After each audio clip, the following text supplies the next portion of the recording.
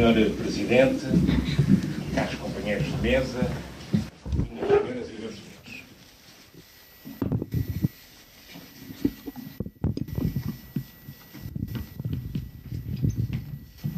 Pedro Barros, autor do livro que hoje apresentamos, Os 50 melhores postais antigos de Amarante, é, para além de tudo mais, uma pessoa que gosta muito de Amarante. Comigo, como certamente com muitos dos presentes, tem uma forte ligação à cidade em que crescemos e que escolhemos para viver, uma indisfarçável avidez por tudo o que diga respeito à sua identidade cultural de que se alimenta e o conhecimento de que, para além da música, da gastronomia e do futebol, os postais ilustrados dispensam, em termos universais, uma língua comum. Percorremos, independentemente de eu ser 13 anos mais velho, os mesmos caminhos, os mesmos livreiros, alfarrabistas, casas de especialidade, feiras, leilões. Já que cedo ganhamos consciência da sua importância como instrumento fundamental na compreensão, e cito Pedro Barros, evolução do território e da história dos aglomerados urbanos, no conhecimento dos costumes e tradições e no contributo, e de novo cito Pedro Barros, dada a definição do retrato sociológico de Portugal na mudança do século XIX para o século XX. E também um importantíssimo papel de propaganda, tema que escolhi quando, em 1979, organizei em Vila Real uma das primeiras exposições realizadas no país e, finalmente, contributo, e volto a citar Pedro Barros, dada a sua importância para a democratização do conhecimento. Tão relevante como os textos que acompanham os postais objeto da sua escolha, o mais fácil para ele, dada a sua condição de escritor e jornalista e colaborador da imprensa regional, é o trabalho rigoroso, ainda hoje pioneiro, de investigação, organização e catalogação, de que resultou uma excelente obra de crónicas e pequenas grandes histórias, valorizadas pela informação que o cartofilista não dispensa, os editores, desenhadores, fotógrafos, anos de edição e de circulação, porque neste caso, e é sempre difícil de rodear esta situação, o autor, Pedro Barros, quis que toda a informação se confundisse com a história de Amarante. Pedro Barros escolheu, como já disse, 50 postais como pretexto de contar muitas histórias. Mas podia ter multiplicado por 50 este seu objetivo sem continuar a esgotar o assunto. Sem desvalorizar os mais temas, recordo a visita do rei Dom Manuel II, por ocasião dos 100 anos da defesa da Ponte de Amarante, o papel de São Jorge e da Serpe na procissão de corpos escritos, como recorda Amadeu de Sousa Cardoso imortalizou, e a oportuníssima ideia de que chegou o momento de recuperar, abandonando a intimidade que não serve a ninguém, das casas onde se encontram. A importância do Largo do Arquinho, na década de 1920, as azanhas dos morleiros recorrendo à imagem feliz das inúmeras rodas da sua primeira linha, a que chama E na Natureza, Engenho do Homem, o contributo do grande Hotel Silva e de outros estabelecimentos hoteleiros nas viagens ao interior do país, a Olaria de Gondar, a importância das arruadas das Pereiras como anunciadores das festas, Alcindo dos Reis, uma das maiores figuras amarantinas, a tipografia e livraria amarantina, os solares e as casas senhoriais espalhadas pelo Conselho, a fotoarte e a recordação sempre presente na nossa geração do Eduardo Teixeira Pinto, fotógrafo, de que realizei em 1982 uma exposição em Vila Real. Naturalmente que havia muitas outras histórias, como colecionador e documentalista, que não conta, mas daria um outro livro. Só muito tarde, mesmo muito tarde, se ganha de consciência de que neste tipo de colecionismo há sempre qualquer coisa, neste caso um postal, que nos falta. Visitamos, sempre que vamos a Lisboa, a loja do José Pina, na Rua do Crucifixo. O melhor sítio para ir, onde há centenas de milhares de postais. A visita, porque nunca vamos para ficar, é sempre feita sem tempo, com a ideia pré-concebida de que temos tudo e de que nada nos pode surpreender. O dia de trabalho em Lisboa foi particularmente exigente para Pedro Barros. São 6 horas da tarde de um qualquer dia de primavera, com muita luz natural, quando entrou na loja do José Pina com a invejável carteira de 30 anos de colecionismo. O comerciante, que conhece bem o cliente, concilia os cumprimentos iniciais e uma breve conversa com o retirado dos últimos postais que adquiriu, na ordem dos milhares, nas gavetas dos inúmeros armários que enchem a sala, por forma a facilitar o trabalho do colecionador, que os manipula sofregamente. Para surpresa do cliente, Pedro Barros, tinha chegado o tal dia, o dia em que somos confrontados com uma realidade que desconhecíamos de todo. O colecionismo tem uma dinâmica que não se esgota, naturalmente, na vontade do colecionador. Pedro Barros não queria acreditar. Depois de 30 anos de colecionismo, apareciam-lhe 40 novos postais de Amarante, alguns com pequenas, mas importantes para o cartofilista, diferenças relativamente a outros que possuía. Uma versão policromada que desconhecia de uma edição que possuía a preto e branco, e alguns outros que também desconhecia de toda a sua existência. Ficou tão surpreendido e simultaneamente agradado que no regresso a Amarante, enquanto conduzia sem parar, dispensando mesmo o habitual leitão na mealhada, continuava a manipular sobre o volante incrédulo os postais adquiridos. E poderia contar outras histórias que comigo partilhou, como aquela do momento em que se confrontou com o autógrafo de Teixeira de Pascoais, ou do efeito multiplicador que a oferta de postais ilustrados às crianças produz nos agregados familiares.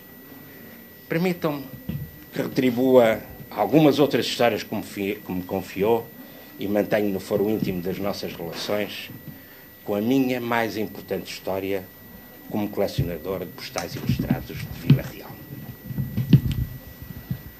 O Pedro Barros sabe que alguns cartofilistas da região do Norte reúnem sem regularidade no Porto, sob o pretexto de uma refeição agradável, do conhecimento de um novo restaurante. Eu fui, José Manuel Fernandes, que é um professor de engenharia da Faculdade do Porto, motivou-me, e uma outra comerciante, que é simultaneamente cartofilista, nascida em Vila Real, que se chama Adelaide Vicente, motivou-me a deslocar-me, digamos, a um novo restaurante que importava conhecermos na cidade do Porto. Eu fui e apercebi-me que era um local onde podíamos trocar postais, podíamos adquirir postais, porque também é frequentado por comerciantes, essa mesma refeição, esse mesmo momento de encontro e de convívio, onde muitas das vezes recolhíamos muita informação que nos interessava enquanto cartofilistas e onde até podíamos apresentar alguns trabalhos. Eu fiquei numa daquelas mesas, naturalmente, tipo comboio, fiquei com pessoas de um lado e do outro e pessoas à minha frente. À minha frente estava um homem com um pouco mais de idade do que eu, que era pouco falador. Eu sou um homem falador e a minha obrigação, fui trocando informações e impressões com as pessoas que estavam e tentando conhecer da razão de cada um que estava ali. Quando me dirigi à pessoa que estava na minha frente, disse-me que se tratava de um colecionador de postais do Porto. Naturalmente perguntei-lhe quais são os temas que serão objeto da sua coleção ou que editores é que ele estava a colecionar.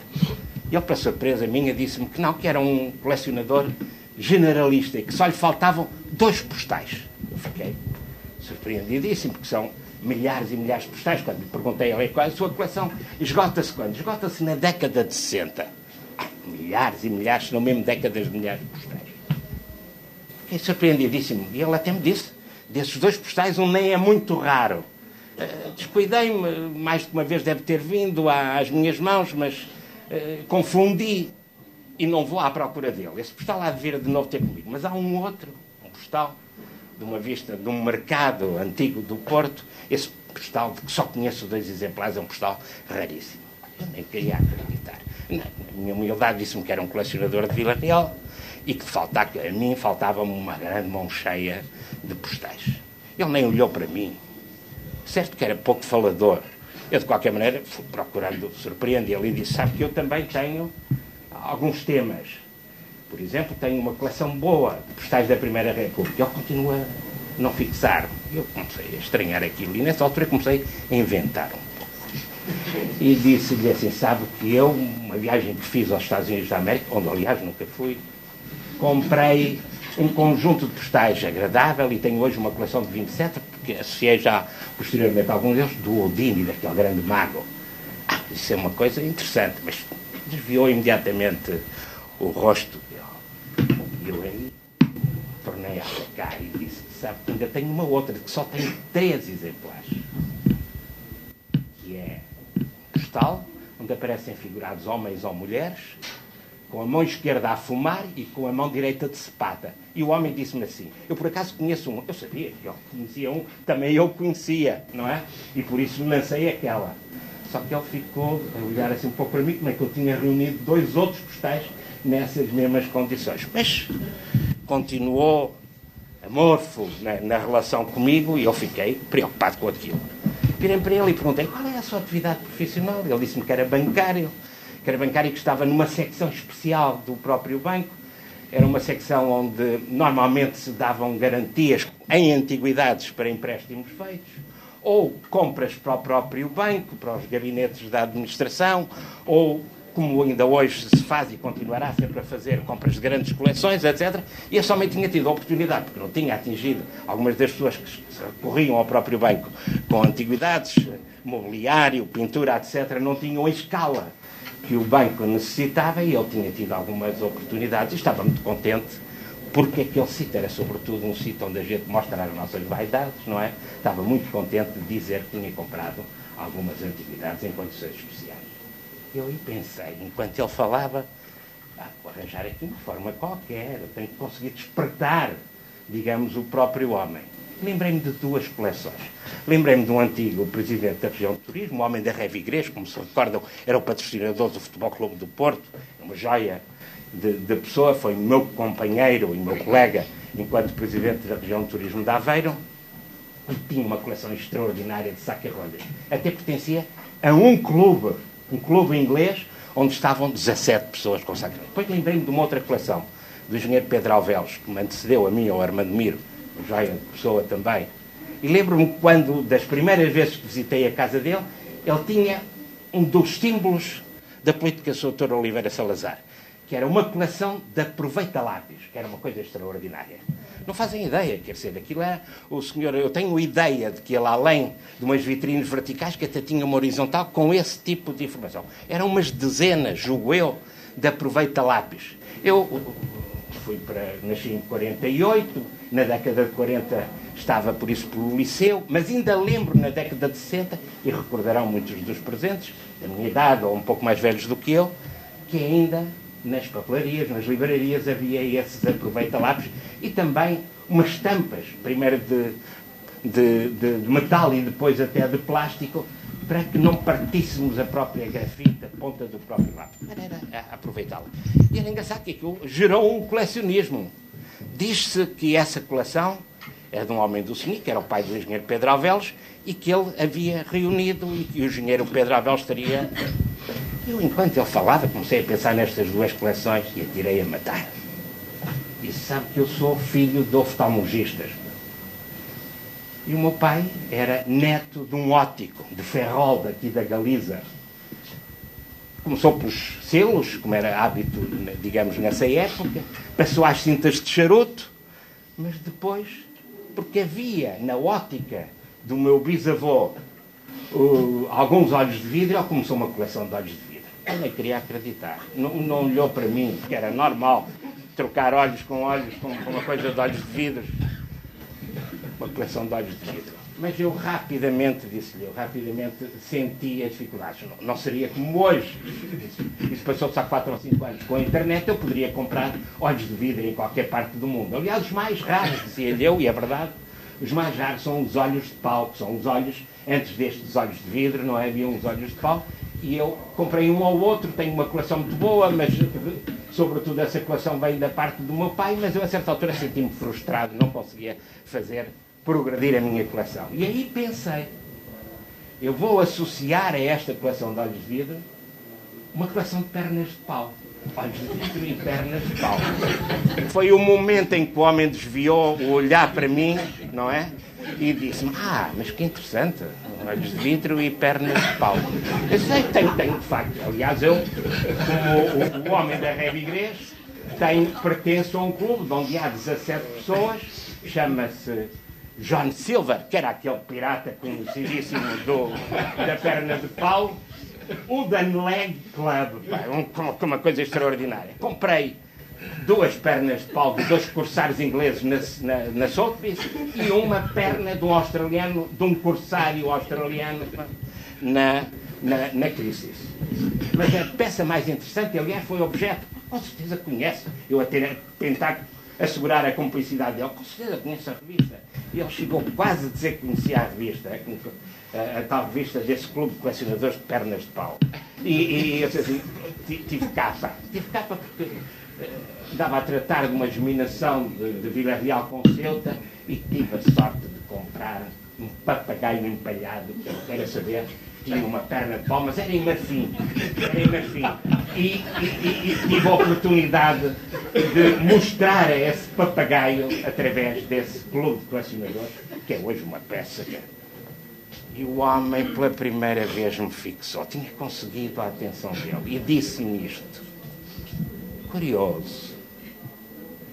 Ainda hoje vi na Baixa, estávamos no Porto, um cão com uma perna de pau.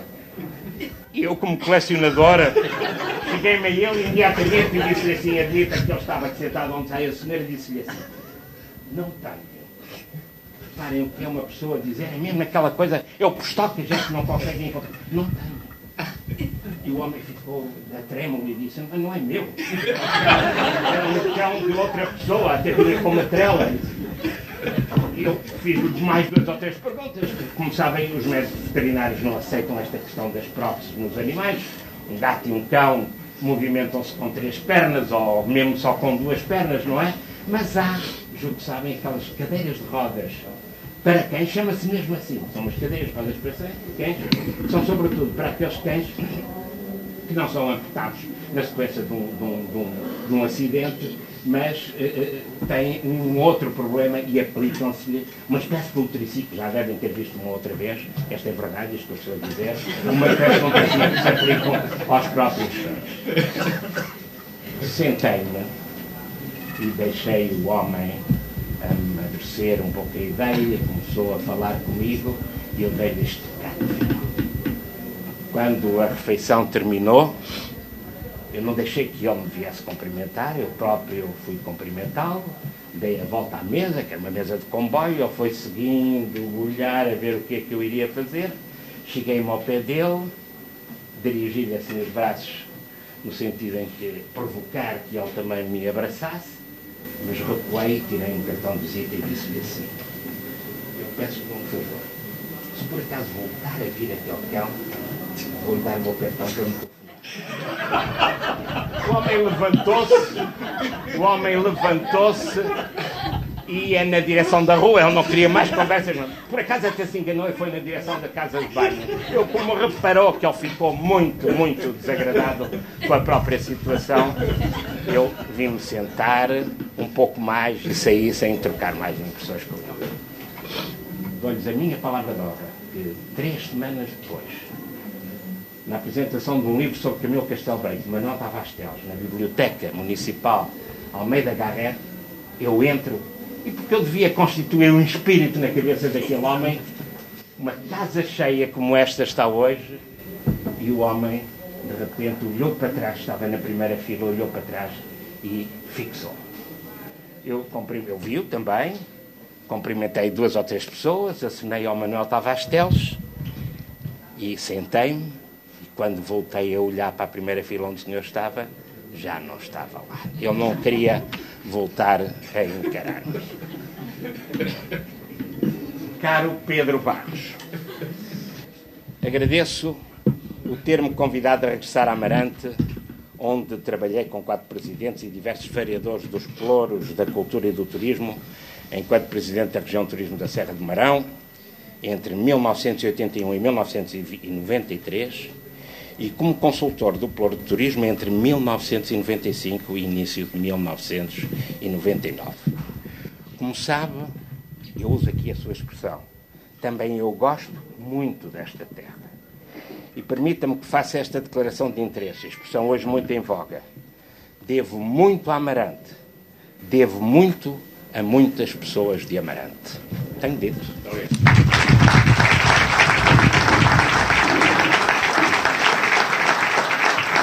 Como isto é dia de festa, eu selecionei um vinho do Douro bom da colheita do ano passado, porque difícil não é escolher uma colheita antiga, difícil é conseguir uma colheita do ano anterior, seja de que região for, ou sub-região.